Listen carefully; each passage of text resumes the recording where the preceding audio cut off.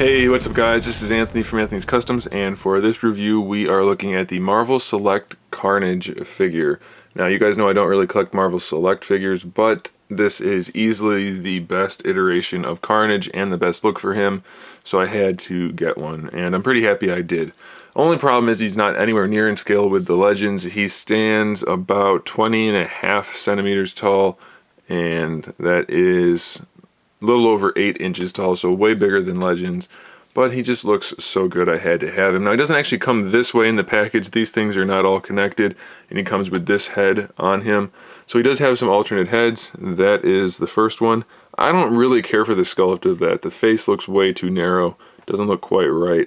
I mean, it's kind of cool because it has the symbiote on there, but I just don't really care for that. So I set that one aside, and I put on the more classic look, which is easily my favorite, and I'm really happy about that. But we do also have one other option, which is this one. So if that's your thing, you can go with that. The mouth is painted separately from the face, so it's not just all solid red. And I'll show you in the photos at the end what it looks like. But this one is definitely the one I recommend. It's the one I am most familiar with and the one I like the most. And then we've got all these different tendrils. I think they have like official places based on the sculpt of kind of like the base part of them, but you can interchange them anywhere you want. I left one out so I could show you, but we have one hole here, here, and here, and then one last one here. So that's what they look like. It's just a bunch of empty holes on his body. And then we get these tendrils, this one. I think those two pretty much should go up there, otherwise it's going to look weird, but the rest of them seem to be fairly well interchangeable. They're not bendable.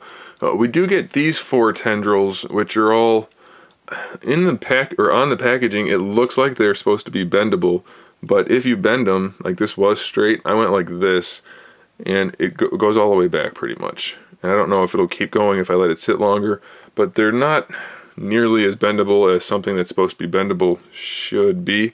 So even if you did put that to fill in that last peg hole, which I also find kind of weird that we don't have a 5th one or a 6th one of this kind. We only have these long ones to go on his back, because they don't really look that good anyway.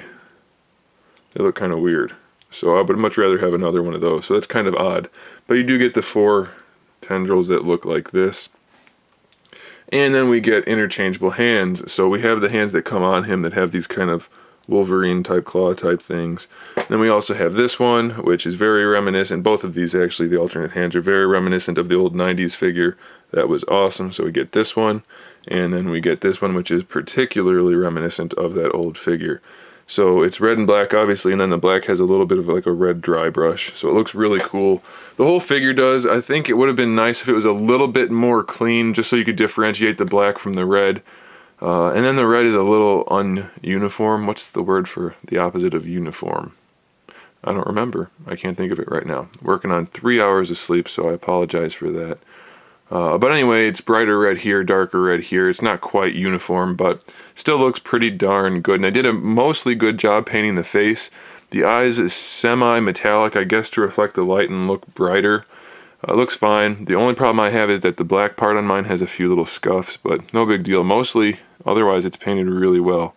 So I'm happy about that. And as far as articulation goes, the head can pose really well, side to side, up and down. Not all the way up and not all the way down, but definitely more than enough. And then, of course, the full rotation. You can pop it off and see that it's just a standard ball peg. And then for the upper torso, unlike Venom, who had almost no range of motion due to the sculpt, this guy has really good upper torso. It's not absolutely perfect, but it's definitely more than enough, and you can get your posing done without any issue. We have full-on ball hinge shoulders, which take a little bit of force, but you can move them around just fine. Bicep swivel, single jointed elbow, but you get 90 degrees, so it should be enough. A wrist swivel and a wrist hinge, so that's pretty good. We have a waist twist, T-jointed hips, so you can bring the legs forward. Unfortunately, both of mine are completely frozen, and I put a lot of force on those. They would not budge. I'm gonna have to whip out the hair dryer and see if I can get them going. But they do have the T-jointed hips, so it should help you pose them. Unfortunately, we have the lousy cut joint for the thigh swivel, which doesn't look great. It's not horrible, mostly because it's kind of hidden by the random sculpt, but I still hate that kind of joint. Double jointed knees, so that's really good. And then we have for ankle articulation, minimal this way, but we do have an ankle rocker, Marvel Legends style. So if you do have the hips that work, you can put him in a little bit more of a dynamic pose and you shouldn't have too much trouble with that. So he's gonna look really good once you get him on a shelf. He's probably not so big that you can't mix him in with the Legends, but he's definitely gonna be technically out of scale. But definitely a cool Carnage. If you're a Carnage fan, you need to have this figure. It's easily the best figure of Carnage that I've ever seen, and it has the look that I like, so I'm super happy about it, and I recommend it 100%. He's still in stock at Big Bad Toy Store, so I suggest you check out Big Bad Toy Store. There's a link in the description. Get this before he sells out. You never know if they're going to reissue him or not, and this is one that you definitely want to have in your collection. Stick around here at the end so I can show you some photos of him posed and in action so you can see what he looks like up close. And if you like this video, give me a thumbs up. I do appreciate that. And you should probably subscribe to the channel so you can see my upcoming figure reviews, custom figures, and other good stuff. And in the meantime, keep collecting.